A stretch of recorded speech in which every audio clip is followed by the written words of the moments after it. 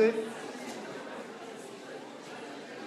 Bien, donc on continue avec notre cours de droit des sociétés. Je vous rappelle qu'on est toujours en direct et donc vous pouvez toujours consulter ce cours après si vous en avez besoin. Donc on était dans la personnalité morale et on était dans les enjeux, c'est-à-dire les effets de la personnalité morale, puisqu'on avait dit qu'on allait commencer par voir à quoi ça servait avant de voir comment on l'obtenait. Donc les enjeux, c'était une section première, les enjeux de la personnification, dans notre chapitre 2, consacré à, oui, c'est vrai qu'il y a toujours les arrivages de ceux qui sortent de TD ou du RER, entrée.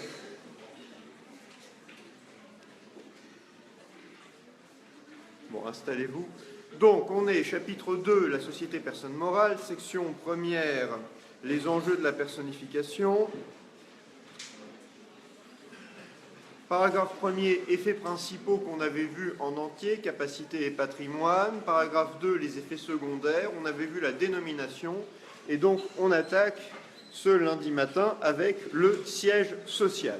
Donc, le siège social, c'est de même que pour la dénomination sociale, il faut pouvoir nommer la personne morale, il faut pouvoir la distinguer par son nom différent des associés et des dirigeants. Si c'est monsieur un tel associé, si c'est un tel associé unique de la société un tel, il faut au moins qu'on sache que c'est la société un tel pour les distinguer. En tous les cas, il faut une identification, et ça, c'est la dénomination sociale. À côté de ça, donc, on a le siège social, qui est l'équivalent du domicile de la personne morale. La dénomination sociale, c'est le nom.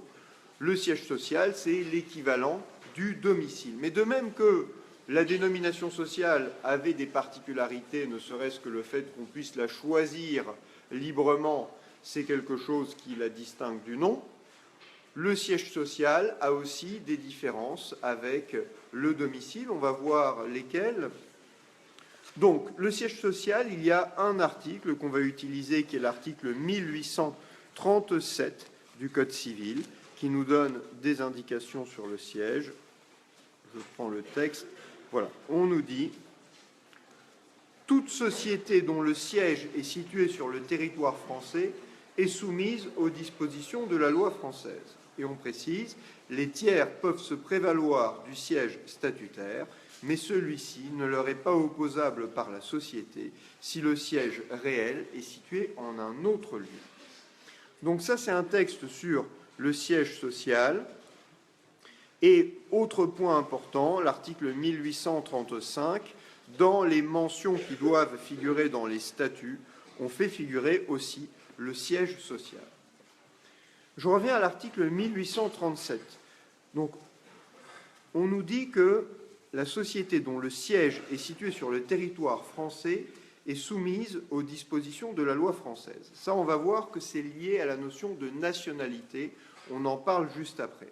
Mais il faut déjà comprendre que, et c'est le deuxième alinéa qui va m'intéresser, lorsqu'on me dit « les tiers peuvent se prévaloir du siège statutaire, mais celui-ci ne leur est pas opposable par la société si le siège réel est situé en un autre lieu », en principe, on a un siège. Et ce siège, c'est celui qui figure dans les statuts. Mais vous comprenez qu'on peut avoir un siège statutaire qui ne serait pas le siège réel, puisque l'article 1837 alinéa 2 distingue le siège statutaire et le siège réel. Donc on pourrait avoir un siège statutaire qui serait quoi s'il n'est pas réel? Oui? Fictif. On aurait un siège qui ne serait que d'apparence, que de façade. Alors, il faut déjà comprendre, quand on parle de siège, de quoi parle-t-on précisément? On a des définitions données par la jurisprudence, parce que la loi parle du siège, mais ne nous a pas dit précisément ce qu'était le siège, et on nous dit, c'est un arrêt par exemple qui est en référence dans votre code du 16 décembre 1958 de la Chambre commerciale de la Cour de cassation, le siège social d'une société est le lieu où se produisent par l'intermédiaire de ses dirigeants les manifestations principales de son existence juridique Et ce lieu peut être distinct du siège d'exploitation où s'exerce l'activité matérielle et technique des organes subordonnés. Donc c'est le lieu, nous dit-on, où se produisent les manifestations principales de son existence juridique. Ça veut dire quoi? Ça veut dire que c'est l'endroit où l'on prend les décisions. Ce n'est pas forcément l'endroit où on exerce l'activité, c'est l'endroit où on prend les décisions.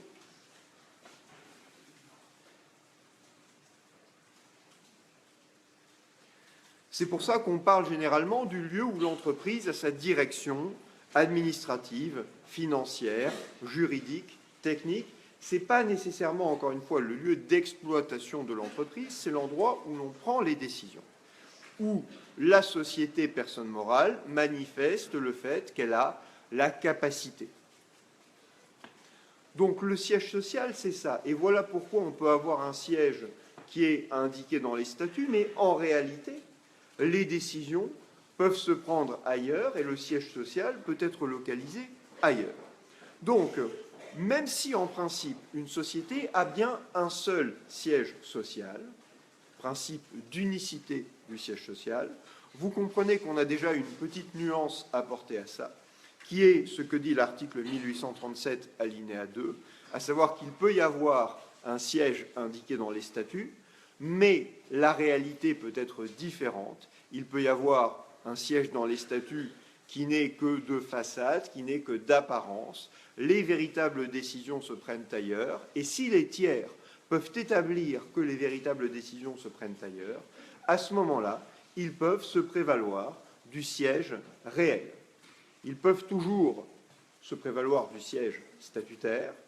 Et donc, s'ils assignent la société au lieu du siège statutaire, on ne pourra pas leur dire que leur assignation n'est pas valable, mais ils pourraient aussi se prévaloir du lieu, du siège réel, qu'ils trouvent donc, qu'ils établissent en prouvant qu'en réalité, les décisions se prennent ailleurs qu'au lieu indiqué par les statuts.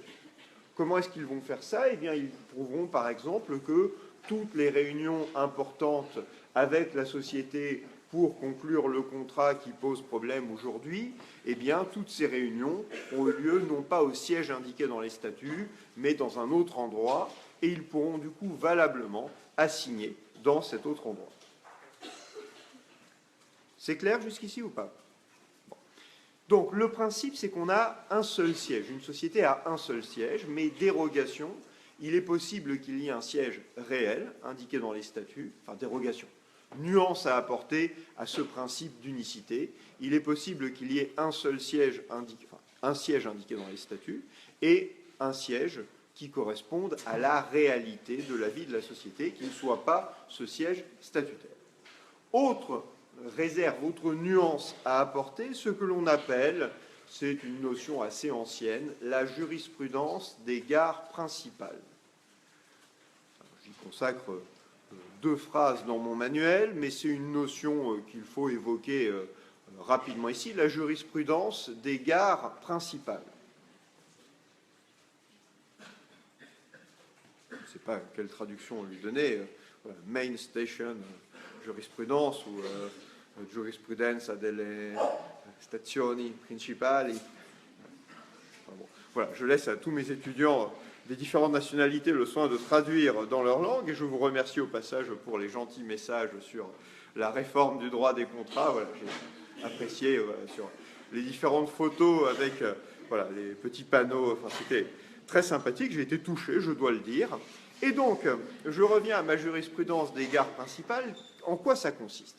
Ça consiste dans le fait que, en principe, on l'a dit, on a une société à un seul siège. Et donc, si vous voulez assigner une société en justice et qu'on vous dit que l'assignation doit se faire devant le tribunal du lieu du siège social, vous verrez ça en procédure civile, eh bien, normalement, si vous allez devant un autre juge que celui du lieu du siège social, on va vous dire « le juge n'est pas compétent ». Je prends un exemple simple. Vous êtes un client d'une société qui a son siège à Paris, vous n'habitez pas du tout Paris, vous habitez, je ne sais pas moi, à l'autre, vous habitez Perpignan par exemple, vous allez vouloir saisir le juge près de chez vous, parce que c'est plus commode, parce que ça coûte moins cher, et on va vous dire non, c'est pas possible, il faut assigner au lieu du domicile du défendeur. Si le défendeur, c'est une société, c'est au lieu du siège social, donc c'est à Paris que vous devez aller. Et ça veut dire pour notre demandeur qui est à Perpignan qu'il a l'obligation de se déplacer ou de prendre un avocat qui est à Paris. Ça va lui entraîner des frais, ou si c'est son avocat local qu'il prend, son avocat doit se déplacer à Paris. Il y a peut-être obligation de prendre, vous verrez ça là encore en procédure civile, mais un correspondant, parce qu'il y a c'est peut-être un tribunal où il y a une obligation de représentation par un avocat du ressort. Donc ça peut être très compliqué et très coûteux. Et vous savez que le fait de localiser les juridictions dans un tribunal particulier, ça fait partie de ces clauses qu'on reproche aux grandes entreprises. Je n'en cite pas expressément ici, mais en tous les cas, vous savez que si on vous dit que pour faire une action en justice, je ne voudrais pas qu'on nous coupe la vidéo, mais vous savez que pour faire une action en justice contre certains grands prestataires de services d'Internet, on va vous dire que le juge compétent, eh bien le juge compétent, c'est le juge américain et de tel État américain. Ça veut dire que si vous êtes demandeur en France, ben vous imaginez que ce n'est pas le voyage Paris-Perpignan, c'est des frais de justice plus importants, devant un système judiciaire qui n'est pas le nôtre et que nous ne maîtrisons pas, avec obligation de prendre du coup des avocats américains ou de consulter des avocats américains. Bref, on comprend bien que tout ça, c'est un moyen de rendre plus difficile l'action en justice pour celui qui voudrait se plaindre de quelque chose. Et donc, il y a une dérogation, une nuance apportée à ça, c'est cette jurisprudence des gares principales. La jurisprudence admet que... Alors, pourquoi les gares principales? Parce que c'est une jurisprudence qui trouve son origine avec des actions en responsabilité exercées dans un cadre de chemin de fer. Est-ce que c'était la SNCF qui était en cause? Peut-être. En tous les cas, ce que nous dit cette jurisprudence, c'est que si vous avez affaire à une entreprise qui a plusieurs établissements, donc si vous avez affaire à une entreprise qui a plusieurs établissements, eh bien, vous pouvez, si votre dommage est causé par ou dans le cadre d'un établissement, vous pouvez assigner au lieu du siège de l'établissement. Ce n'est pas le siège social de l'entreprise, c'est le lieu de l'établissement. Et on parle, alors sans que la SNCF soit forcément en cause, mais l'idée c'est que, imaginons la SNCF qui a son siège à Paris, un dommage est causé dans le cadre de l'activité d'une gare qui est à Lyon, par exemple, eh bien c'est le juge lyonnais qui sera compétent parce que la jurisprudence admet cette dérogation quand une entreprise a plusieurs établissements, mais on dit bien gare principale, ce n'est pas la moindre activité, c'est des établissements. Donc établissement, ça veut dire une installation. Et principale, donc importante, alors vous allez pouvoir saisir le juge du lieu de l'établissement. S'il n'y avait pas cette jurisprudence dérogatoire, on vous dirait, vous devez forcément assigner au lieu du siège, puisque la société est une personne morale, et une personne morale avec un seul siège. Cette jurisprudence, elle n'est plus beaucoup appliquée aujourd'hui, mais vous avez une illustration, un arrêt récent, qui est en référence dans le Code d'ailleurs, qui est un arrêt de la Cour d'appel de Paris du 16 février 1994, qui est résumé ainsi: si les personnes morales peuvent être assignées devant la juridiction dans le ressort de laquelle elles disposent d'une succursale, encore faut-il que l'affaire litigieuse se rapporte à l'activité de la succursale ou que les faits générateurs de responsabilité se soient produits dans son ressort territorial, ce qui n'était pas le cas en l'espèce. Succursale, ça veut dire un établissement. Une succursale, c'est une société qui est à Paris, par exemple, qui va avoir des magasins, qui va avoir des bureaux dans plusieurs villes de France. Eh bien, ça, c'est la succursale. Si un client subit un préjudice à un contrat mal exécuté, par exemple, du fait de l'activité de la succursale de Lyon, en principe, il doit assigner devant quel juge? En principe, Paris, puisque la société a son siège à Paris, mais s'il peut prouver que, 1, il y a un établissement à Lyon, et 2, le dommage qui lui est causé vient de l'activité de cet établissement, alors, par l'application de cette jurisprudence, il a la possibilité d'assigner devant le juge lyonnais, qui est le juge de l'établissement concerné. Donc ça, c'est pour le siège, principe d'unicité, avec les deux réserves qu'on a évoquées, siège réel versus siège fictif, et la jurisprudence des gares principales. Dernière précision sur le siège, le changement de siège. Le changement de siège social, comment est-ce que ça se fait de changer de siège? Vous pouvez déjà formuler une réponse. Qui peut être compétent pour décider qu'on change de siège? Oui? Pourquoi est-ce qu'une assemblée générale extraordinaire serait requise? Voilà, alors, toutes les sociétés n'ont pas ce qui s'appelle une assemblée générale extraordinaire, mais vous avez raison d'employer ce terme à ce stade, c'est une assemblée qui va modifier les statuts, et comme je vous ai dit précédemment, article 1835, que le siège était un élément qui devait figurer dans les statuts, si on veut modifier le siège, il faut modifier les statuts. Donc, en principe, vous avez besoin d'une décision prise à la majorité compétente pour modifier les statuts, majorité qui est variable. Dans les sociétés anonymes, par exemple, c'est la majorité des 2/3. Mais attention, c'est la majorité des 2/3 des actionnaires présents ou représentés. Il y a un quorum à respecter, on en parlera. Ça veut dire qu'il faut un nombre minimum d'actions qui soient présentes ou représentées.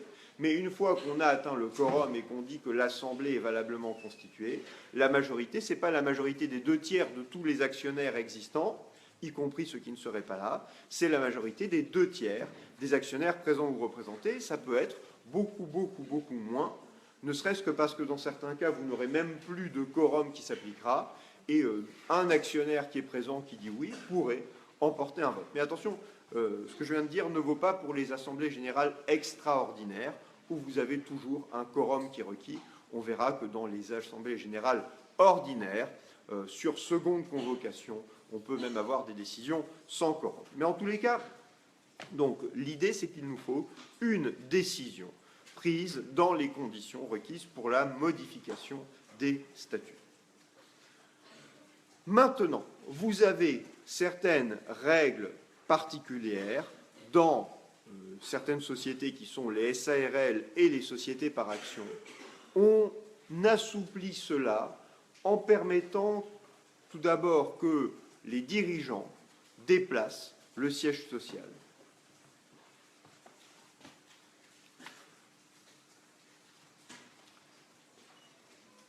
Déplacent le siège social sous réserve d'une ratification ensuite de l'Assemblée.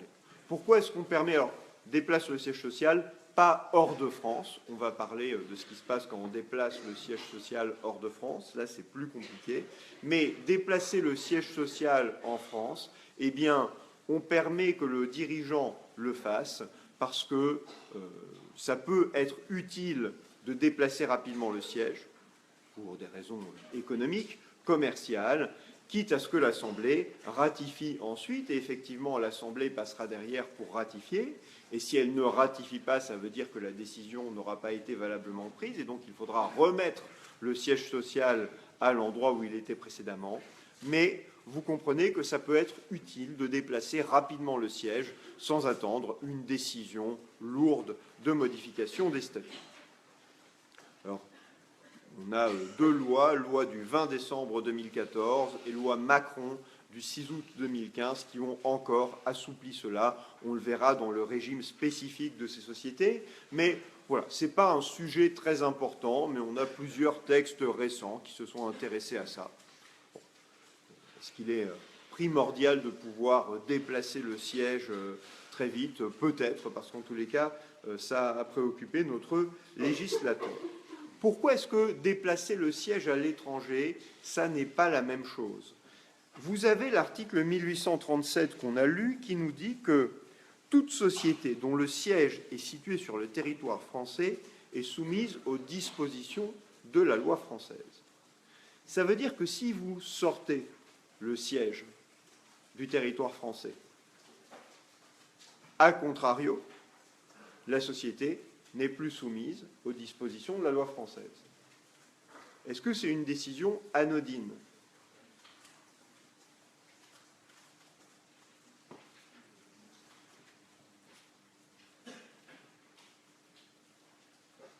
Si vous partez en Allemagne, par exemple, ça veut dire que la société que vous avez constituée sous le droit français, sous le régime de la SARL, elle est constituée du coup sous un régime qui n'est plus applicable, puisqu'on vous dit que le droit français s'applique aux sociétés qui sont sur le siège, dont le siège est sur le territoire français.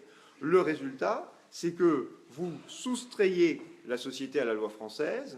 Est-ce que c'est la loi allemande qui va s'appliquer ?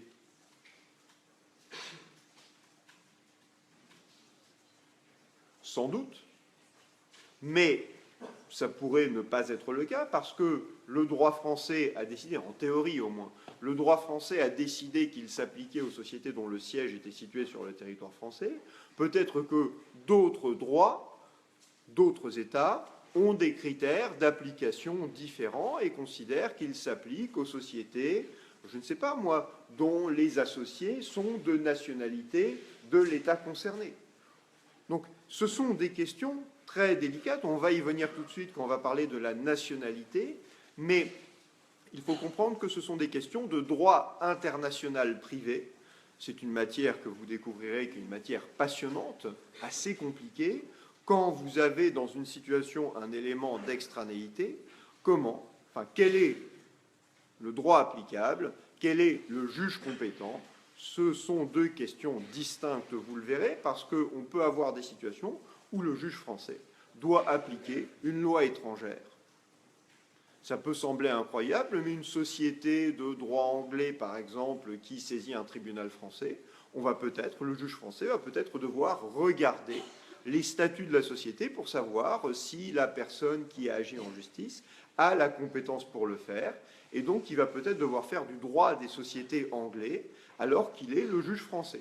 Ce n'est pas automatique que le juge d'un État applique systématiquement le droit de cet État. Bon, en tous les cas, donc j'arrête là sur le siège, mais vous comprenez que déplacer le siège social, c'est quelque chose, si on le déplace à l'étranger, c'est quelque chose qui peut avoir des conséquences très importantes pour la société.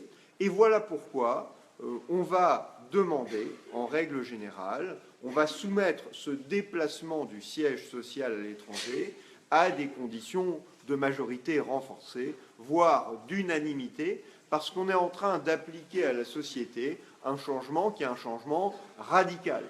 On change tout le droit qui régit la société et qui régit le contrat de société.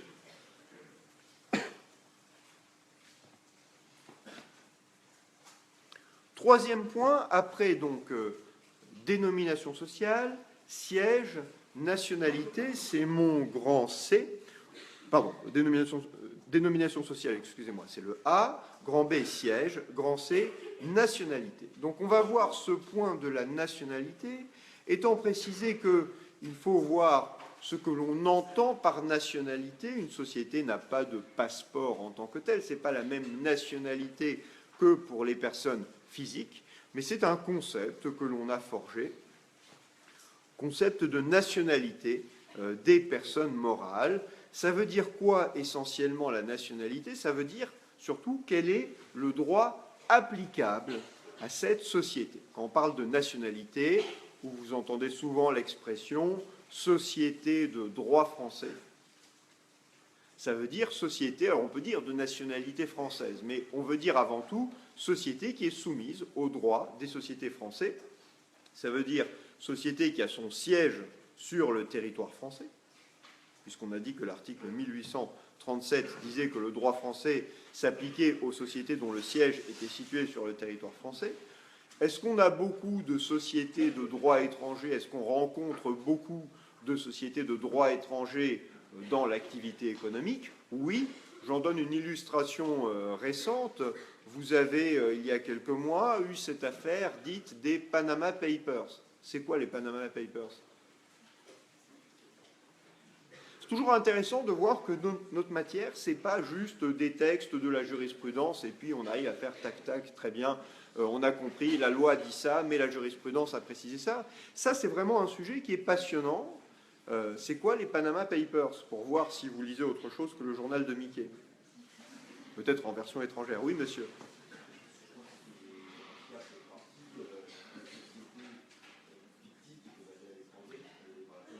Des sociétés fictives basées à l'étranger.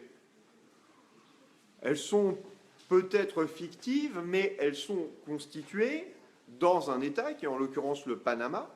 Elles sont constituées valablement. Mais pourquoi elles seraient fictives? Oui. Alors, on peut constituer une société à l'étranger pour des raisons fiscales. Vous pouvez avoir intérêt à avoir une activité dans un pays, c'est là que vous avez la clientèle, c'est là que vous avez l'activité, donc vous avez votre entreprise qui est basée en France par exemple, et peut-être, alors tout ce que je vais dire est général et théorique, mais peut-être, après il faut regarder au cas par cas si on n'a pas moyen de rattraper la société, mais peut-être que vous avez la possibilité, alors on parle de paradis fiscal, de constituer la société dans un État où elle sera beaucoup moins imposée, et du coup, vous faites votre bénéfice dans un pays, vous le rapatriez dans le lieu du siège, et vous ne payez qu'un impôt beaucoup plus faible. Ça fait partie des enjeux de la fiscalité internationale. Est-ce qu'on n'a pas moyen d'imposer dans le lieu de l'exploitation, dans le lieu de l'entreprise? Bon. Donc ça, c'est déjà un avantage que l'on peut avoir à recourir à des sociétés situées dans un autre pays. Autre avantage que l'on peut avoir,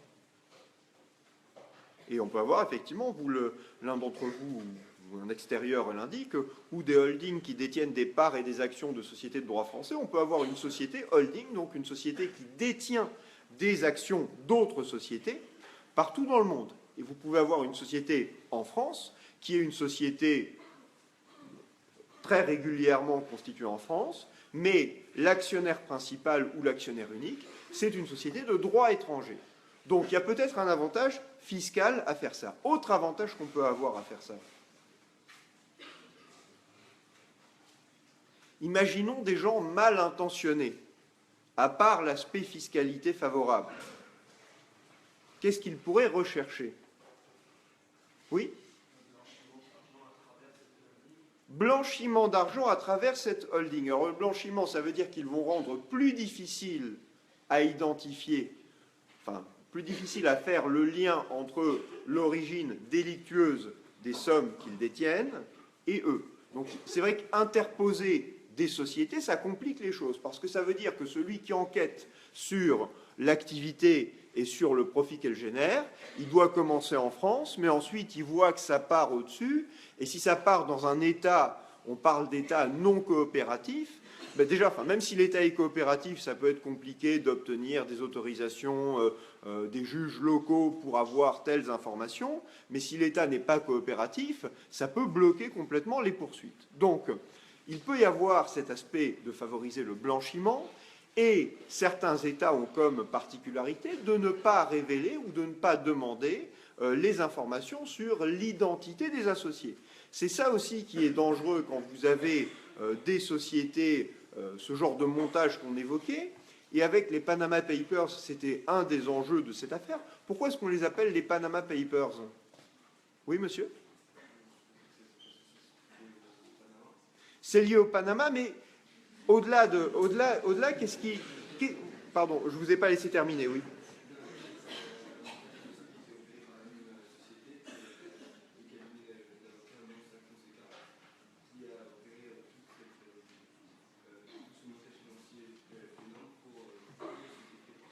Alors, tout à fait. Un cabinet d'avocats panaméen a réalisé pour de très nombreux clients, il a créé des sociétés au Panama. Et ensuite, ces sociétés, à un moment donné, il y a eu une fuite, ont été révélées l'identité, les identités des clients en question. Et du coup, alors on s'est aperçu que dans plein de dossiers, plein d'affaires en cours, en Europe notamment, on découvrait qu'un tel ou un tel avait eu recours au service de ce cabinet pour créer une société.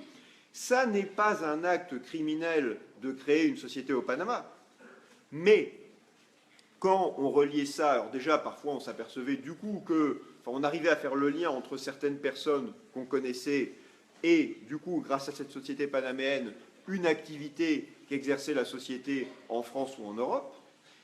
Mais encore une fois, le simple fait de créer une société au Panama n'est pas un délit, mais vous comprenez que ça peut le devenir si vous faites ça uniquement pour rendre plus difficile des poursuites ou l'identification d'activités qui sont des activités délictueuses, activités de fraude fiscale, etc. etc. J'avais mis sur mon blog un article court pour expliquer cette situation. Je vous y renvoie si cela vous intéresse. En tous les cas, donc, nationalité, c'est à quel droit, essentiellement, est soumise une société. Donc, société de nationalité française, de droit français, elle est soumise au droit des sociétés françaises. Et le critère, c'est, on le voit, article 1837, c'est le lieu de localisation du siège social. Ça, c'est le critère qu'on utilise aujourd'hui. D'autres critères sont théoriquement concevables. On pourrait dire qu'une société est de nationalité française lorsque ses actionnaires ou ses associés sont eux-mêmes ou sont majoritairement de nationalité française. Ce n'est pas le critère qu'on retient, article 1837, mais c'est un critère théoriquement concevable. On peut dire aussi qu'une société est d'une nationalité donnée quand elle a été constituée en conformité avec le droit d'un État donné. Ce ne serait pas le siège, ça serait c'est constitué en conformité avec le droit X ou Y.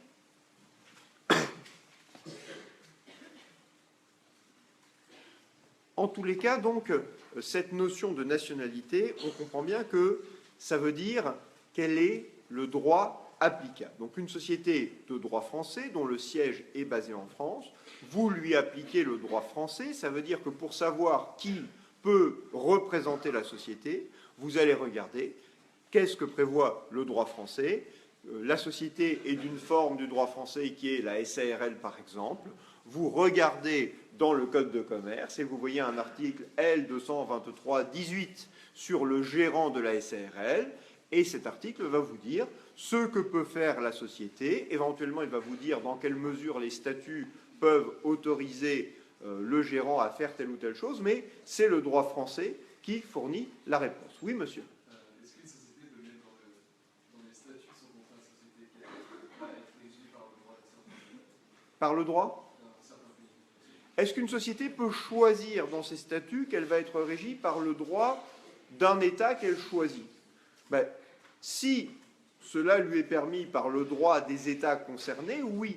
Mais une société, par exemple, qui serait une société qui voudrait se constituer en France et avoir son siège en France, on comprend que ça ne va pas être possible parce qu'on vous dit qu'une société dont le siège est en France est soumise au droit français. Donc la société ne peut pas dire, mais moi, j'ai mon siège en France, mais j'applique le droit anglais, par exemple, ou le droit luxembourgeois.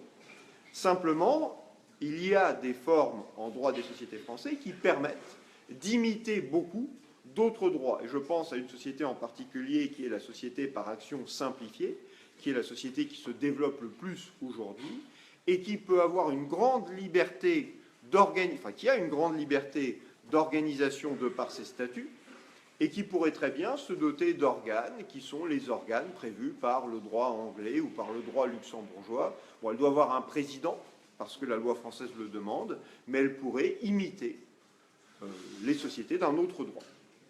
Bon, en tous les cas, donc, on a ce critère, ça veut dire qu'une société de droit français, dont le siège est en France, on va aller regarder le droit des sociétés françaises, puisqu'elle est donc de nationalité française, pour savoir comment elle fonctionne, savoir quel organe est compétent pour la représenter.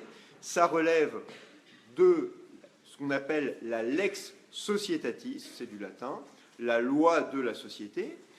Une société de droit anglais qui fait un contrat, qui conclut un contrat en France. Comment est-ce qu'on détermine si la personne qui a signé le contrat été habilité à représenter la société. On applique quel droit, à votre avis?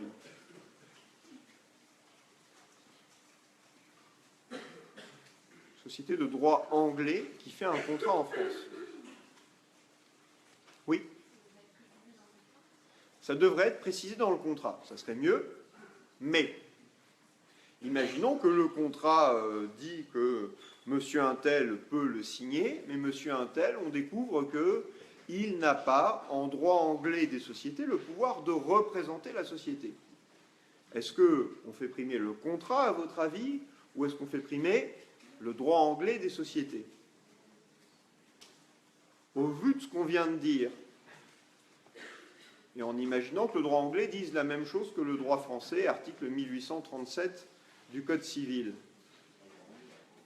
Imaginons qu'en droit anglais, on nous dise que le droit anglais s'applique aux sociétés dont le siège est situé sur le territoire anglais. Ça serait le droit anglais, puisque si on a une règle comparable, la lex societatis, ça va être la loi anglaise. Si le droit anglais des sociétés s'applique à la société dont le siège est en Angleterre, ça veut dire que pour identifier, pour savoir comment fonctionne la société et pour savoir si le dirigeant peut représenter la société, ce sont les règles du droit anglais qui vont s'appliquer. Peut-être que la société fait en France un contrat de droit français, le contrat va être soumis au droit français, mais pour savoir qui peut parler au nom de la société, ça relève de la lex societatis. La loi sur le fonctionnement de la société, c'est la loi de la nationalité de la société. Pour savoir comment est dirigée la société, comment elle est représentée, comment sont prises les décisions au sein de la société, c'est la lex societatis, la loi de la nationalité de la société qui va s'appliquer.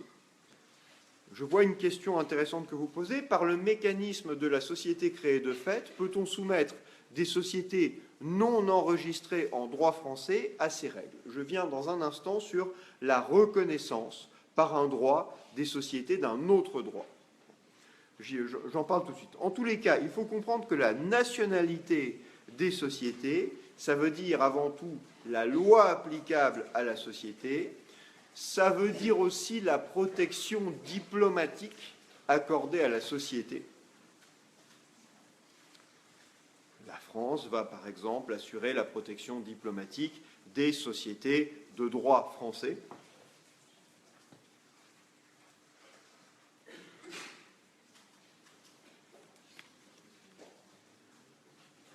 Ça veut dire aussi la capacité, l'étendue de la capacité. On peut, et je viens précisément à ces questions de reconnaissance de la nationalité, on pourrait en théorie reconnaître des droits moindres à des sociétés de droit étranger qu'aux sociétés de droit français.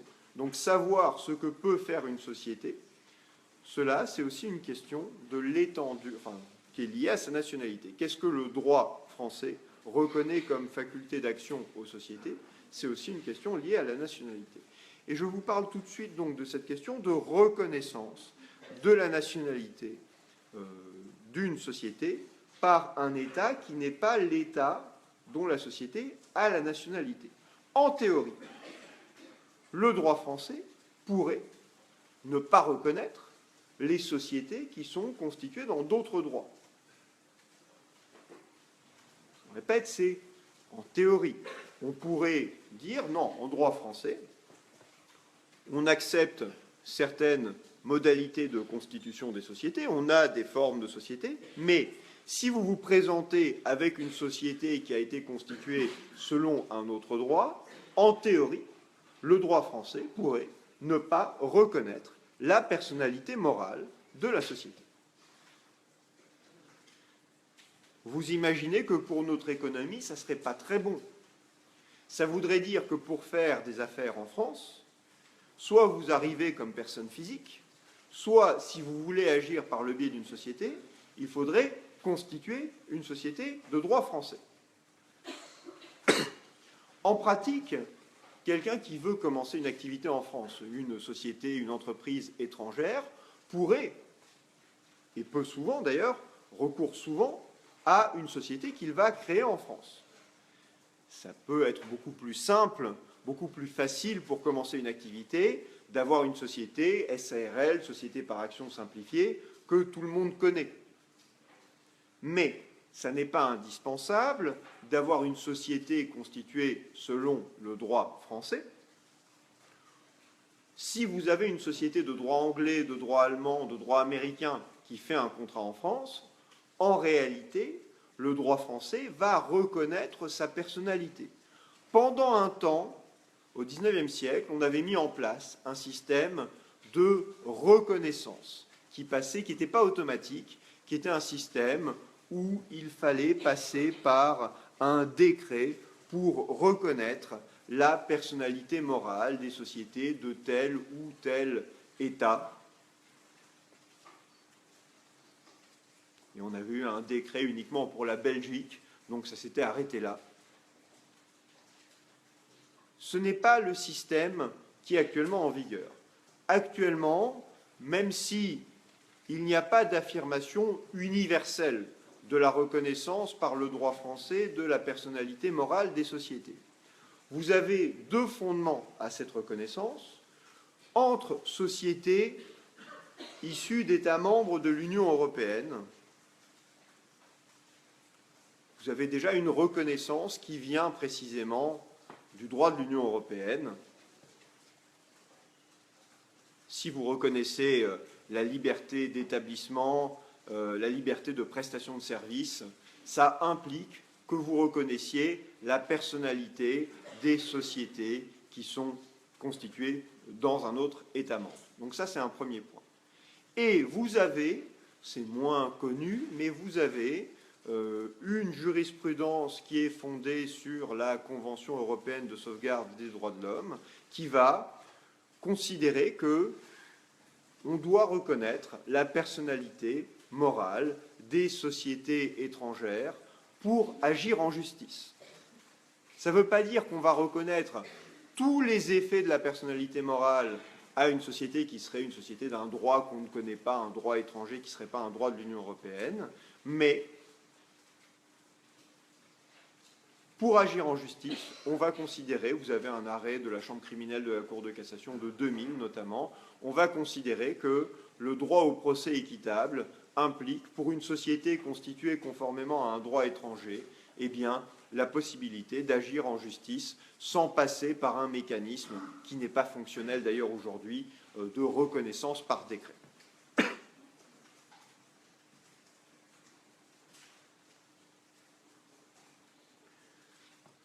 J'aborde avec vous une question un peu compliquée qui est celle de, entre États de l'Union européenne, jusqu'où va cette reconnaissance? Et est liée à ça une question de compétitivité du droit des sociétés, de concurrence entre eux des différents droits des sociétés. Est-ce qu'il est possible de constituer une société dans un État de l'Union européenne, mais uniquement de la constituer là-bas pour exercer toute notre activité dans un autre État membre? Est-ce qu'on peut, par exemple, faire une activité qui est vraiment franco-française? Tout est français, les clients, les moyens, l'entreprise, les salariés, mais on a créé une société en Angleterre, par exemple, pour exercer cette activité. Si on a dit qu'en droit de l'Union européenne, on reconnaissait valablement la personnalité morale des sociétés constituées dans les autres États, et si on admet les grandes libertés de circulation, on doit pouvoir faire en prestation de service ou en liberté d'établissement une activité dans le schéma que je viens d'indiquer. Où est l'effet gênant quand même pour le droit français dans mon exemple? Oui?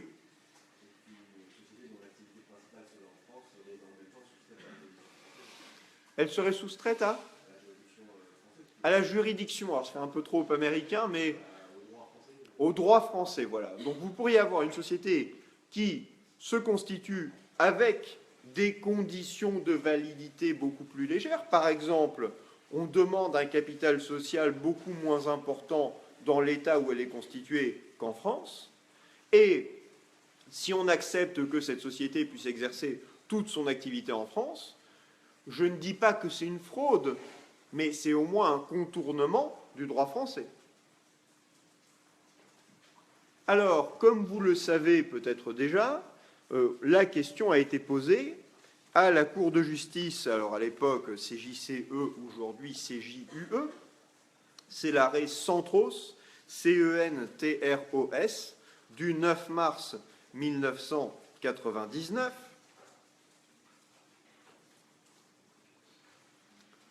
où vous avez une société qui est constituée en Angleterre pour exercer une activité au Danemark, et la société n'a d'activité qu'au Danemark.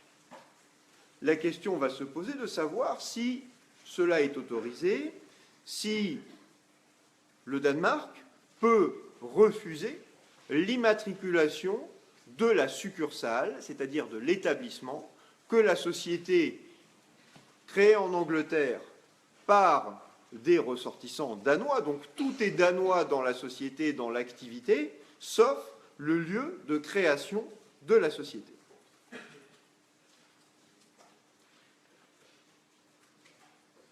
Donc la question qui a été posée, question préjudicielle posée à la Cour, c'est est-ce qu'on peut refuser l'immatriculation d'une succursale d'une société constituée en conformité avec la législation d'un autre État membre dans lequel elle a son siège, sans y exercer d'activité commerciale, lorsque la succursale est destinée à permettre à la société d'exercer l'ensemble de son activité dans l'état de constitution de la succursale, en évitant d'y constituer une société et en éludant ainsi l'application des règles de constitution qui sont plus contraignantes au Danemark en matière de libération d'un capital social minimum. Et effectivement, vous aviez à l'époque une obligation d'avoir un capital minimum qui était l'équivalent de 20 000 livres sterling, donc c'était 200 000 couronnes danoises, j'ai fait des recherches, à l'époque ça représentait 20 000 livres à peu près, contre, au même moment, pour la société constituée en Angleterre, un capital demandé par la loi qui n'était que de 100 livres.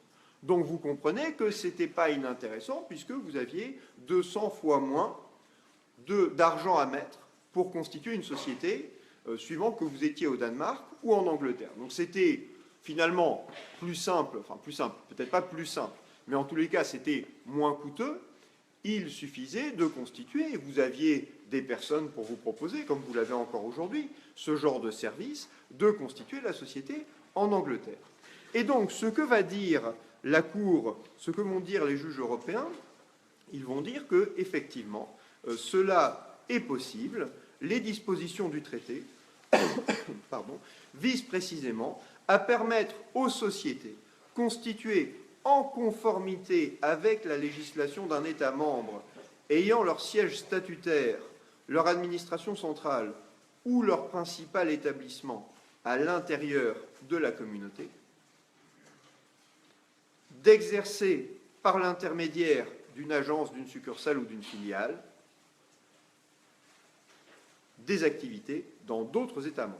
Donc les dispositions du traité relatives à la liberté d'établissement visent précisément à permettre aux sociétés constituées en conformité avec la législation d'un État membre ayant leur siège statutaire, leur administration centrale ou leur principal établissement à l'intérieur de la communauté, d'exercer par l'intermédiaire d'une agence, d'une succursale ou d'une filiale des activités dans d'autres États membres. Donc c'est vraiment le droit de l'Union européenne, c'est de la communauté économique européenne avant cela, c'était bien l'idée, c'est de permettre à une société qui est dans un État d'exercer une activité dans un autre État.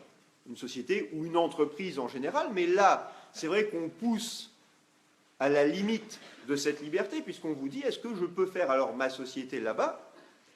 Mais ce n'est pas une société qui exercera une activité en Angleterre, c'est une société qui n'exercera d'activité qu'au Danemark.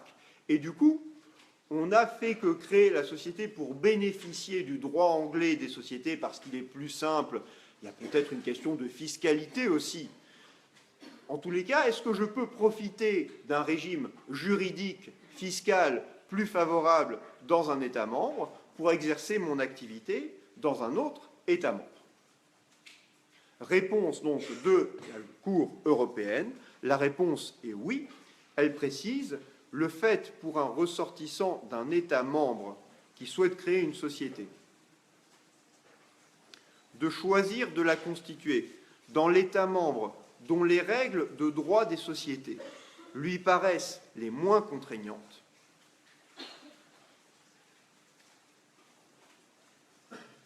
et de créer des succursales dans d'autres États membres,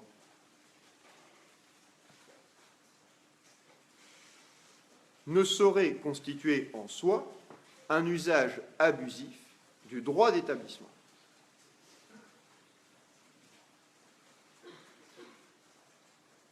Et on précise, le droit de constituer une société en conformité avec la législation d'un État membre et de créer des succursales dans d'autres États membres est inhérent à l'exercice, dans un marché unique, de la liberté d'établissement garantie par le traité.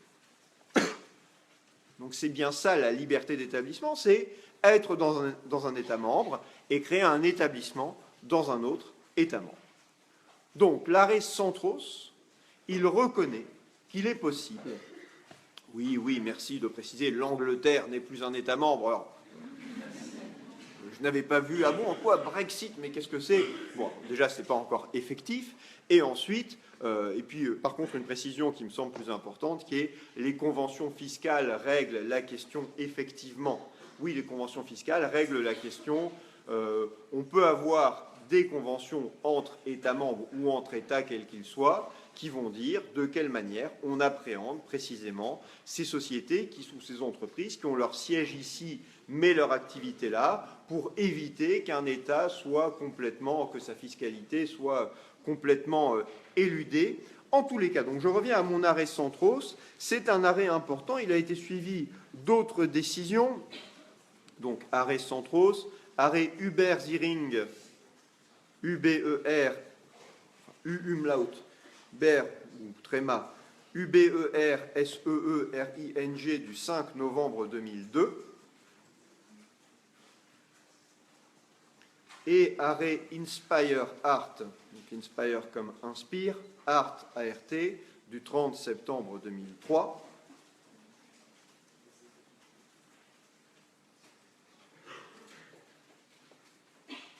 Donc ça, c'est les décisions qui vraiment reconnaissent cette possibilité qu'une société soit constituée dans un État membre pour exercer son activité intégralement dans un autre État membre. Mais attention, il y a une précision à apporter à cela, c'est la réserve de la fraude. L'arrêt Centros le mentionne, d'ailleurs on nous parle d'usage abusif. La réserve à ça, c'est la fraude. Si vous faites cela uniquement pour vous soustraire à une règle qui serait normalement applicable,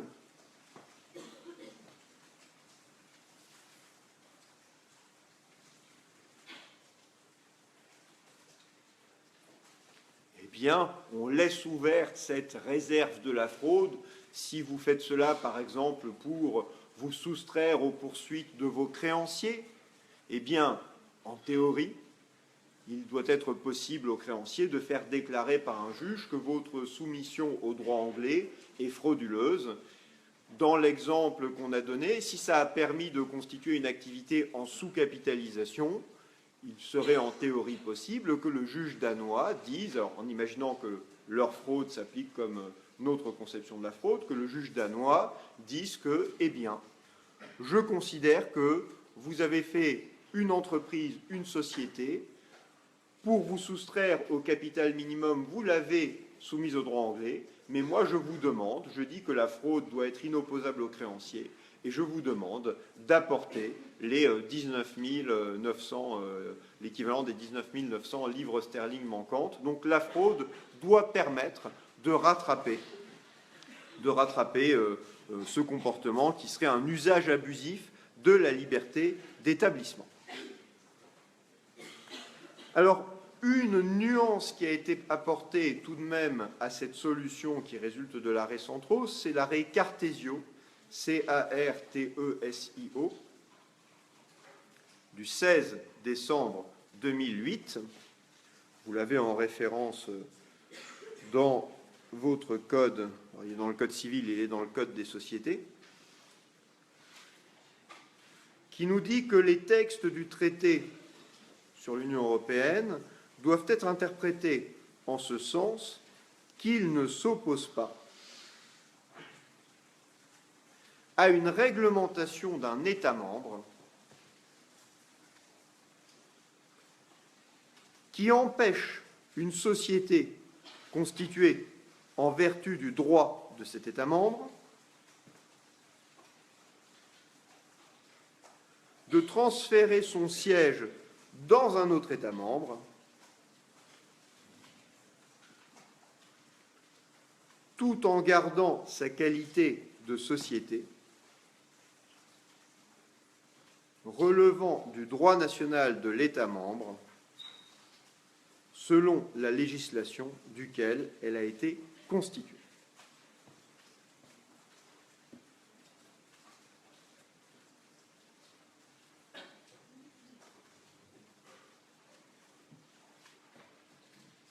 Si vous transférez toute votre activité dans un autre État membre, on peut vous dire non, vous n'êtes plus valablement une société de votre État de constitution. Donc, on reconnaît la liberté d'établissement, mais on reconnaît aux États la possibilité de brider, de limiter cette liberté en privant une société, en l'empêchant de conserver, si elle transfère toute son activité ailleurs, la qualité de société de l'État de constitution.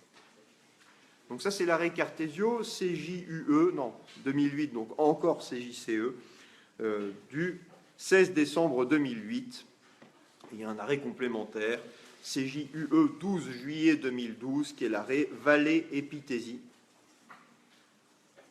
C'est Val-Epithésy, mais avec un seul L, V-A-L-E, plus loin, E-P-I-T-E-S-I. C'est sur la possibilité pour une société de garder, quand elle se déplace d'un État membre à un autre, la mention suivant laquelle elle a été constituée initialement dans son État d'origine, et donc la conservation de la personnalité morale de son État d'origine. Dénomination sociale, siège social, nationalité. Le grand D, dans ses effets, le dernier donc de ces effets secondaires de la personnalité, c'est la durée. La durée de la société, puisque le fait d'avoir la personnalité morale implique pour la société d'avoir une durée déterminée, ou une durée limitée à tout le moins.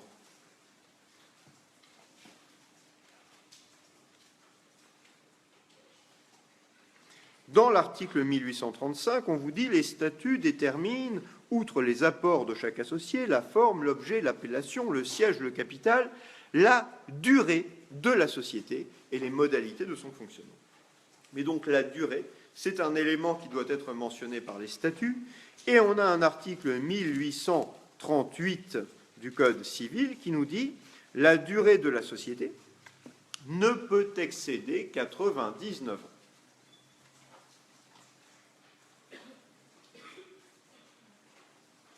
Oui, l'arrêt Cartesio, pour apporter une réponse à une question que vous posez, est-ce qu'il contredit l'arrêt Centros? Il apporte une réserve, une nuance à ce que disait l'arrêt Centros.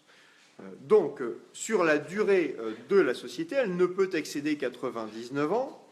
Ça, c'est quelque chose qui vaut... Pourquoi j'en parle ici dans les effets de la personnalité morale? Parce qu'une société en participation, elle pourrait avoir une durée indéterminée. Ça veut dire qu'on peut y mettre fin à tout moment, mais on n'est pas arrêté par une dissolution automatique. Alors que si la société a une durée qui est une durée limitée, quand le terme expire, on constitue une société pour 10 ans ou pour 99 ans, mais on l'a constituée en 1917, eh bien, on va arriver en 2016 et notre société, son terme arrive à expiration.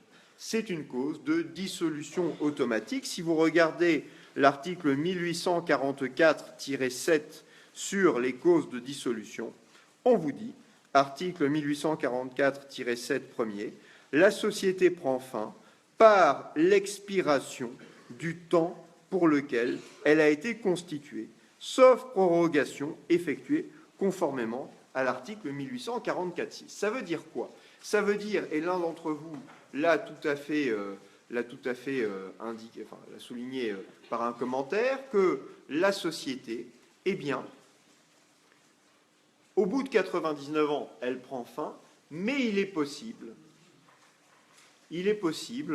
de modifier, avant l'expiration du terme, les statuts pour proroger, pour prolonger, et c'est généralement de 99 ans, la durée de la société.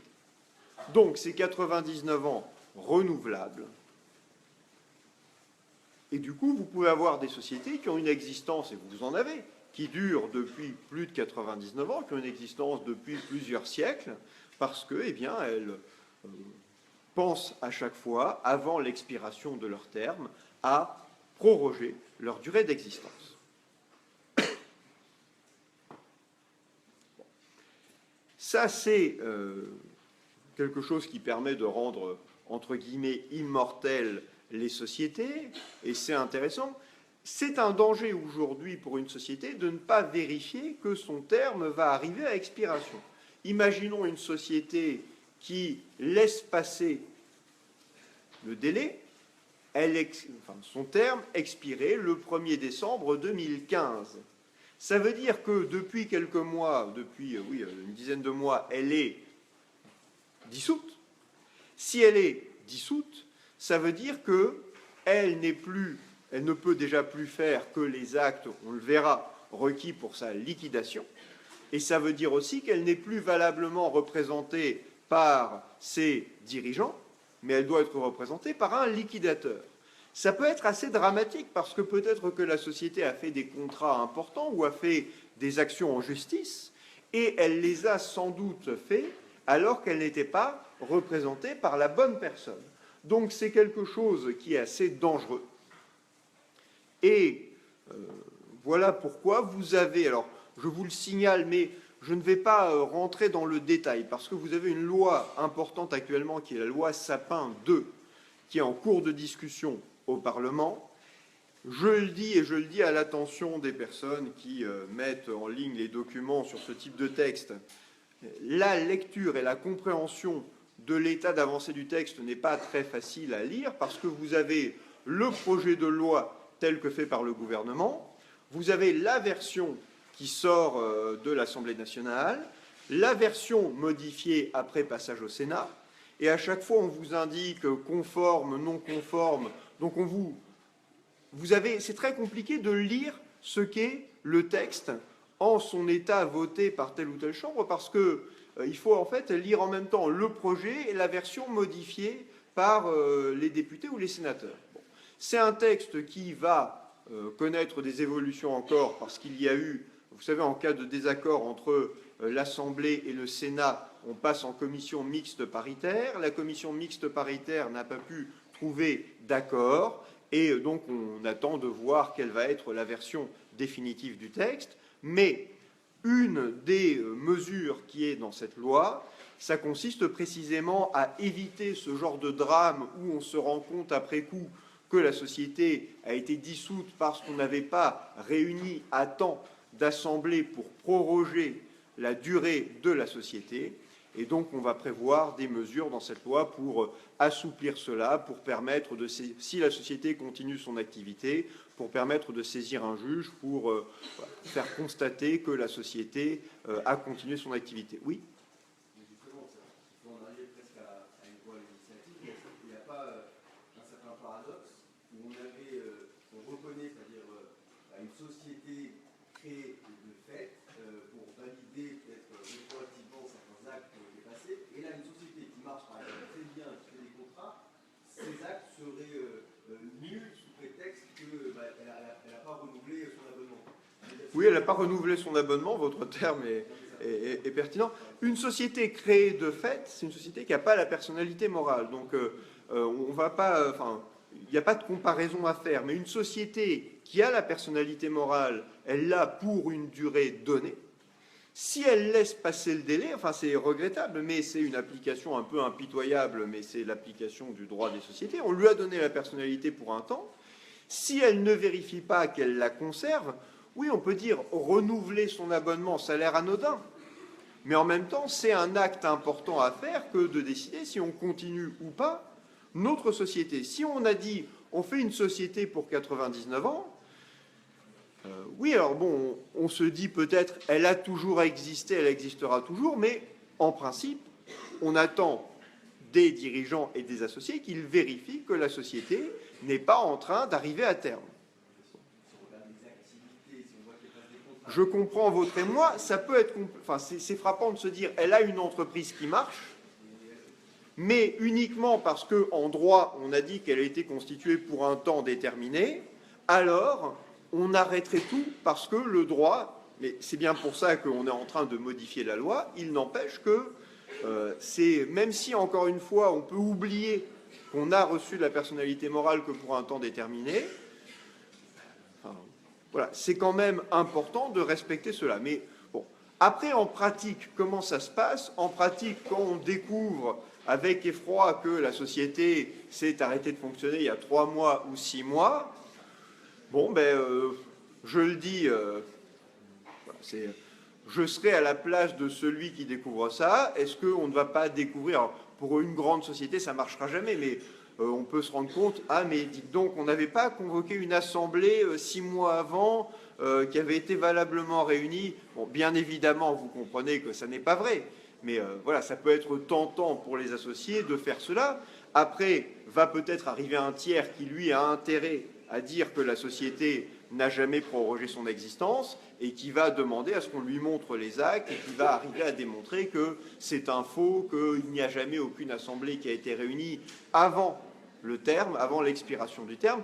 Il n'empêche que voilà, c'est en l'état actuel des textes la solution. La société qui laisse son terme expirer est dissoute. Ça devient une société, je précise, ça devient une société qui est une société en liquidation amiable. C'est pas en faillite, c'est pas en liquidation judiciaire. C'est une société qui est en liquidation, mais au sens du droit des sociétés. Elle peut avoir tout à fait assez d'actifs. Elle n'est pas en faillite, entre guillemets, je répète. Elle est en liquidation, c'est quand on met fin à l'activité d'une société.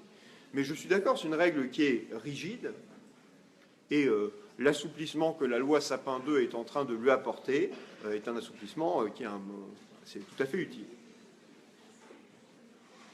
Alors, ça c'était sur la durée et sur la prorogation.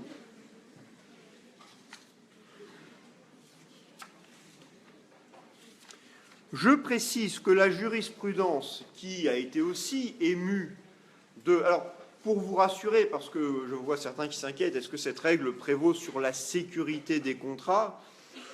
C'est une question assez compliquée en réalité. C'est-à-dire, si je suis un tiers et que je veux conclure un contrat avec une société, c'est vrai que j'ai les moyens de sortir ces statuts.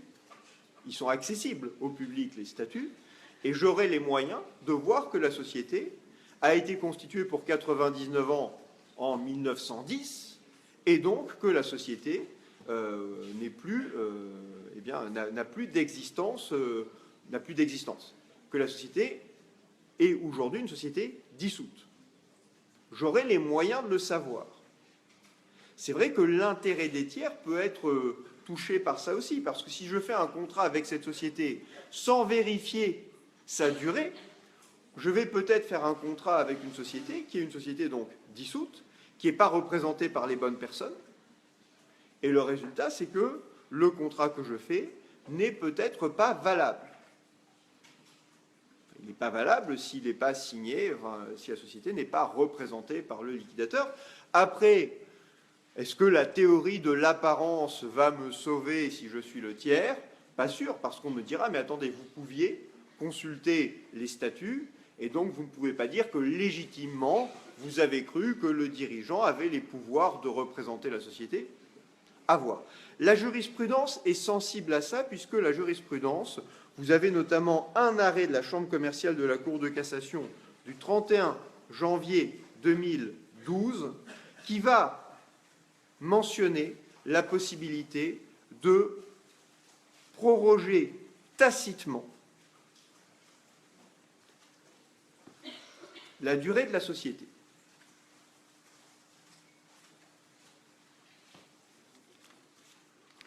Proroger tacitement, c'est intéressant si ça permet de dire que le fait de continuer l'activité, eh bien, ça marque la volonté de poursuivre. On n'a pas fait de décision qui dit on repart pour 99 ans, mais le fait de ne pas arrêter l'activité de la société marquerait la volonté, précisément, de proroger le contrat, alors même qu'on ne l'a pas exprimé formellement. Vous posez une question, quel est le fondement, quel est le ratio de la durée? On a décidé que si la loi donnait la personnalité morale aux sociétés, elle la donnait pour un temps déterminé. Fondement ratio, on n'a pas envie que se baladent en droit des sociétés qui ont été constituées il y a 3 siècles sans qu'on sache vraiment qui sont les dirigeants, qui sont les associés. Donc à un moment, on a dit, eh bien, on leur donne la personnalité morale. Ça peut être pour une durée extrêmement longue, parce que 99 ans, c'est une durée extrêmement longue. On a fait une durée qui est comparable à une durée de vie très longue d'un être humain, mais on n'a pas voulu dire que c'était pour 3 siècles, par exemple. Et voilà, on a fait cette règle. Si on avait des personnes morales sans aucune limite de validité, encore une fois, on aurait des sociétés qui auraient été constituées il y a plusieurs siècles, dont on aurait du mal à retrouver les statuts, qui sont les dirigeants, les associés, voilà. Ça a ses inconvénients avec cette jurisprudence sur l'extinction, ou plutôt cet article sur la dissolution automatique en cas d'expiration du terme, mais ça permet voilà, de purger notre système juridique de sociétés trop anciennes si les associés ne prennent pas la peine de proroger, de dire nous voulons continuer la société. Donc la jurisprudence a évoqué la possibilité d'une prorogation tacite. On avait aussi un arrêt qui était du 6 décembre 2015, arrêt de la Cour de cassation du 6 décembre, pardon, 2005, excusez-moi, qui avait évoqué le fait que si la société continuait son activité, c'était alors une société devenue de fait. Ce n'est pas la solution qui est reprise par les derniers arrêts, mais société devenue de fait, ça voudrait dire quoi? Ben, qu'on continue à appliquer les statuts, mais on est un peu inquiet, parce que devenue de fait, ça voudrait dire qu'elle n'a plus la personnalité morale, et donc qu'elle ne pourrait plus conclure de contrat ou faire d'action en justice. C'était d'ailleurs bizarre cette solution de devenue de fait, parce que c'est même pas compatible, donc 6 décembre 2005, c'est même pas compatible avec l'idée que la société est dissoute. Si une société est dissoute, comme on le verra, sa personne morale survit pour les besoins de la liquidation. Si la société est devenue de fait, ça voudrait dire que c'est une société qui devient une société créée de fait, c'est une société sans personnalité morale. Mais comment on peut concilier ça? Peut-être en disant que pour son activité qu'elle continue, c'est une société créée de fait, mais pour le reste, pour le patrimoine qu'elle avait, il faut maintenant le liquider parce que la société est dissoute. C'est des questions à la fois... les questions sont simples, les réponses ne sont pas faciles, ne serait-ce que parce qu'il y a des intérêts économiques importants. Mais voilà, donc, d'un côté, en 2005, société devenue de fait. En 2012, et un arrêt en 2007 avant, possibilité de prorogation tacite. Il y a un autre arrêt que je voulais évoquer avec vous, c'est un arrêt de la Chambre commerciale de la Cour de cassation du 30 juin 2015, cette fois-là.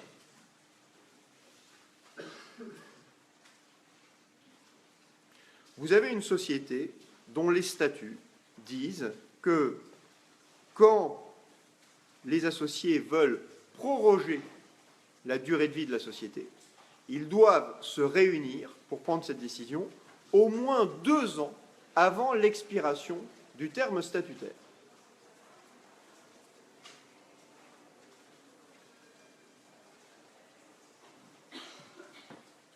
Pourquoi est-ce qu'on a dit ça? Pour que les associés pensent longtemps à l'avance qu'il faudra qu'ils se réunissent pour prendre cette décision importante. Une société est prorogée par les associés avant l'expiration du terme statutaire. Mais elle n'est pas prorogée 2 ans avant, elle est prorogée quelques mois avant.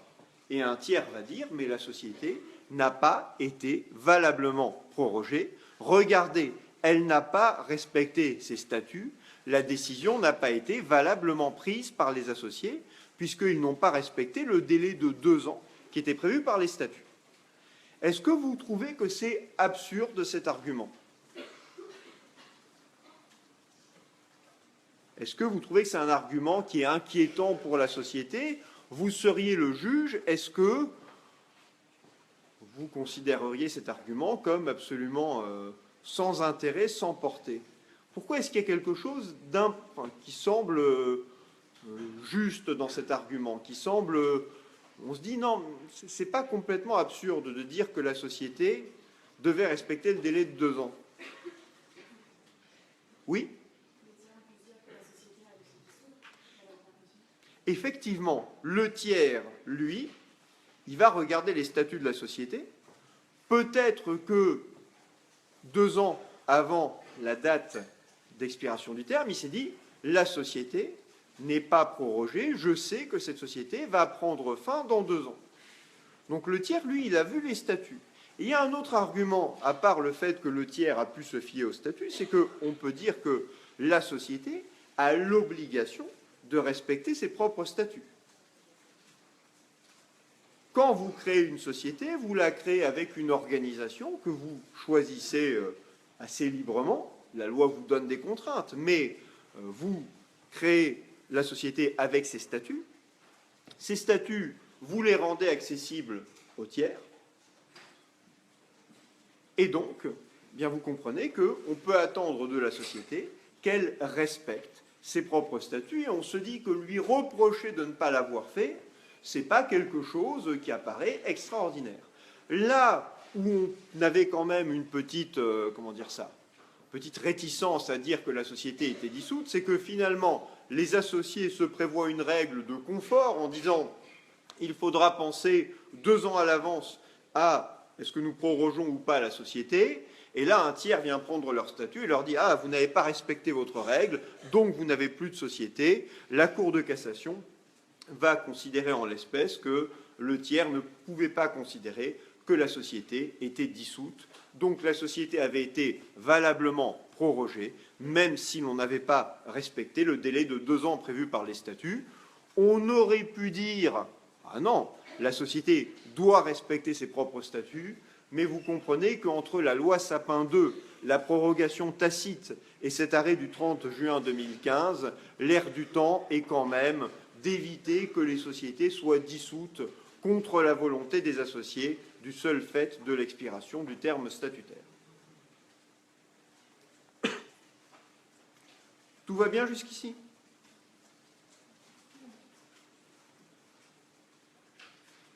J'ai vu passer des questions, j'y reviens un instant, sur les arrêts de la CJCE, CJUE, sur le rapport entre l'arrêt Centros et l'arrêt Cartesio.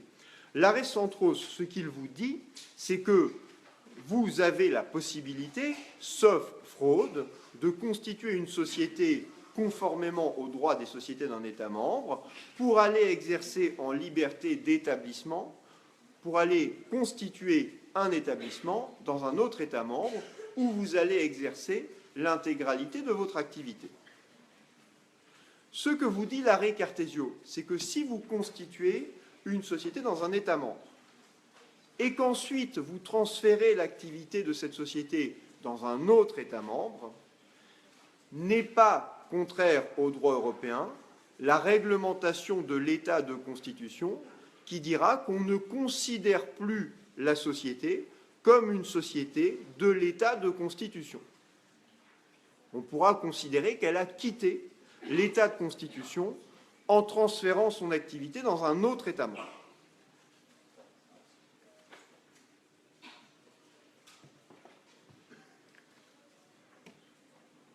On a vu, section première, les effets de la personnification. Section 2, on voit les conditions de la personnification, comment ça se passe pour devenir une personne morale, pour acquérir la personnalité morale. On a un texte important qui est l'article 1842 du Code civil qui nous dit que les sociétés autres que les sociétés en participation jouissent de la personnalité morale à compter de leur immatriculation. C'est donc à compter de l'immatriculation au registre, le texte ne le précise pas, mais c'est l'immatriculation au registre du commerce et des sociétés, qu'une société acquiert la personnalité morale.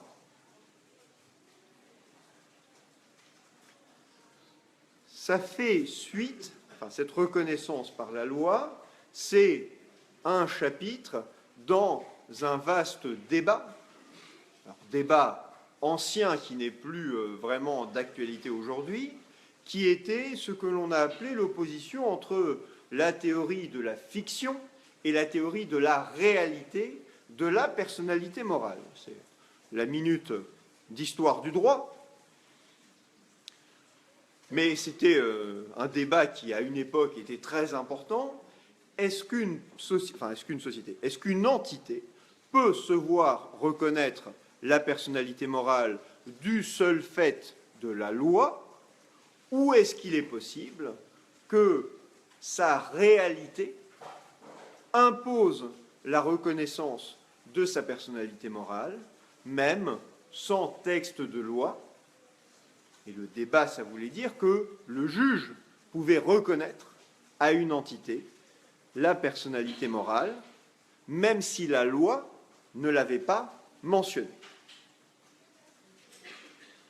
Ça a donné lieu à beaucoup d'écrits.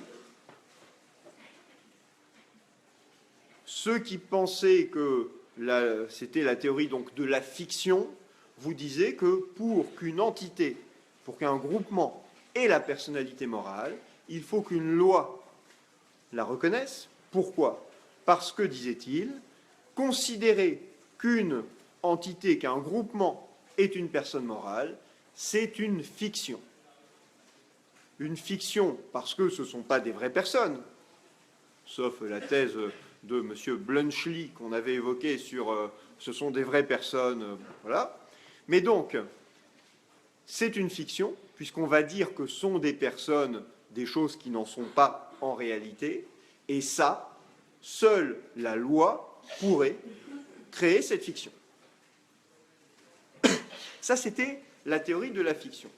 En face de ça, vous aviez plusieurs sous-théories, mais la théorie la plus aboutie, c'était celle d'un professeur qui s'appelait Léon Michoud, M-I-C-H-O-U-D, donc qui a fait un ouvrage qui est sa thèse en 2 volumes sur la personnalité morale, et qui va considérer que s'il y a défense d'un intérêt distinct des intérêts des membres, et qu'il y a une organisation, alors il faut reconnaître la personnalité morale.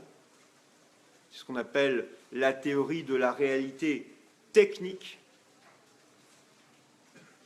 Il faut reconnaître la personnalité morale et le juge va reconnaître cette personnalité ou doit reconnaître cette personnalité. Pour les sociétés, où est-ce qu'elles se placent au milieu de tout ça? Et vous savez, mais vous l'avez sans doute vu en introduction générale au droit, qu'on a un arrêt de la deuxième chambre civile du 28 janvier 1954 sur les comités d'établissement, qui a consacré la théorie de la réalité technique, mais que, dans le même temps, beaucoup de personnes morales se voient reconnaître la personnalité morale par la loi. Donc, on a dans notre droit les deux sources en même temps, la loi et le juge, qui concourent à reconnaître la personnalité morale au groupement. Pour les sociétés, comment ça s'est passé? Pendant longtemps, mais pendant longtemps, je veux dire au XIXe siècle, on reconnaissait la personnalité morale aux sociétés. Éventuellement, on la reconnaissait pour certaines sociétés, pour les grandes sociétés, pour les sociétés anonymes. Il fallait une autorisation du gouvernement pour reconnaître cette personnalité morale. Mais, pour beaucoup de sociétés, leur seule constitution, et pour les sociétés civiles c'était le cas, leur seule constitution conduisait à leur reconnaître la personnalité morale. Et je vois que un de nos spectateurs extérieurs, Éric Verneau-Gauchy, nous met la référence sur Facebook, vous l'aurez comme ça, d'un arrêt sur les CHSCT, c'est un arrêt de 1991, je n'ai pas la référence complète là sous les yeux, je ne peux pas commencer à trafiquer mon téléphone, mais qui dit à peu près la même chose que l'arrêt de 1954 que j'étais en train d'évoquer. Donc pour d'autres groupements, on a effectivement reconnaissance par les juges de la personnalité morale.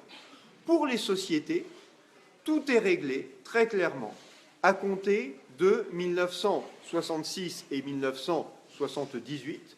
On vous dit que pour les sociétés commerciales, c'est même un peu avant, mais gardons ces deux dates, les deux grandes lois, 24 juillet 1966 et 4 janvier 1978, font dépendre l'attribution de la personnalité morale aux sociétés de leur immatriculation au registre du commerce et des sociétés. Donc on ne se pose pas la question de savoir si le juge ne devrait pas reconnaître par hasard une personnalité morale à une société qui n'aurait pas respecté l'immatriculation, qui n'aurait pas fait son immatriculation au registre du commerce et des sociétés. On a un texte clair qui nous dit que ce n'est qu'à compter de cette immatriculation que la société jouit de la personnalité morale. La suite, demain, 11h30. Merci beaucoup. Et merci à vous.